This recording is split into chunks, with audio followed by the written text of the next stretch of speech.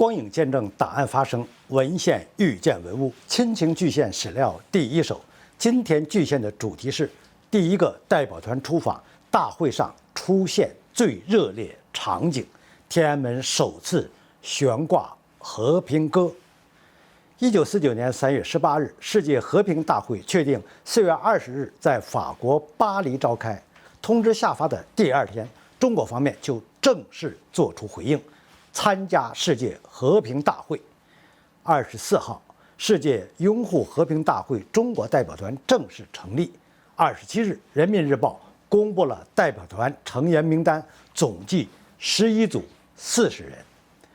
这是中国即将派出的第一个大型代表团。代表团将把中国共产党领导下的中国人民解放战争的伟大胜利和中国人民反对侵略战争、争取民主和平的坚强意志与信念传达给全世界，让全世界人民在听惯了帝国主义通讯社的污蔑造谣之后，真正看到一个崭新的人民民主的中国。为此，代表团受到党中央和解放区各界的高度重视，许多党派、人民团体纷纷发来贺电，表示祝贺。29日下午1点，中国共产党派出的第一个代表团乘专列从前门火车站出发，4月11日下午抵达莫斯科。这时，从巴黎传来法国政府只允许每个国家派8名代表与会，其余代表不发给入境签证的消息。面对这一突发消息，代表团连夜开会研究对策，经向国内请示，决定全团大部分人员前往捷克首都布拉格。18日，中国代表团抵达布拉格，受到捷克人民的热烈欢迎。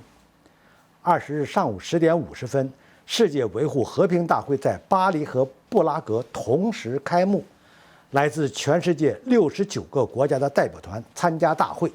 23日，在大会进行中，南京解放的消息从中国传到布拉格大会会场时，会场顿时爆发了长达15分钟的热烈欢呼。代表团团长郭沫若抑制不住激动心情，高呼：“中国人民的胜利是整个和平阵营的胜利。”中国代表团所有成员与各国代表手挽手高唱《自由中国万岁歌》。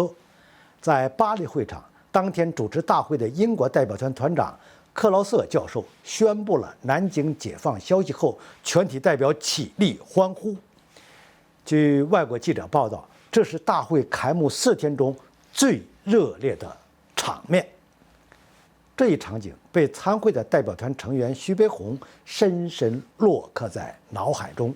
回国后，他于当年6月创作了巨幅中国画。在世界和平大会听到南京解放的消息。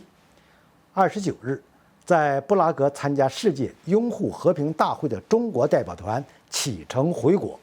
5月25日下午5点，代表团在北京前门车站下车后，即由各界人民代表陪同前往天安门。此时，天安门前，北平市工人、学生、各界市民及卫戍区北平的人民解放军约10万人，热烈欢迎出席世界和平大会胜利归国的中国代表团。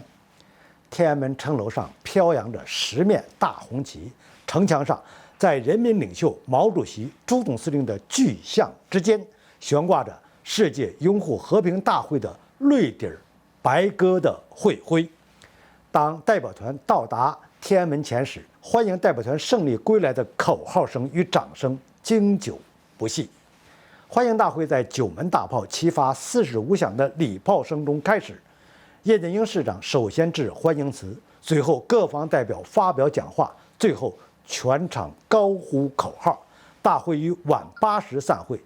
这次大会是北平和平解放后在天安门前举行的首次欢迎大会，也是天安门前唯一的一次欢迎大会。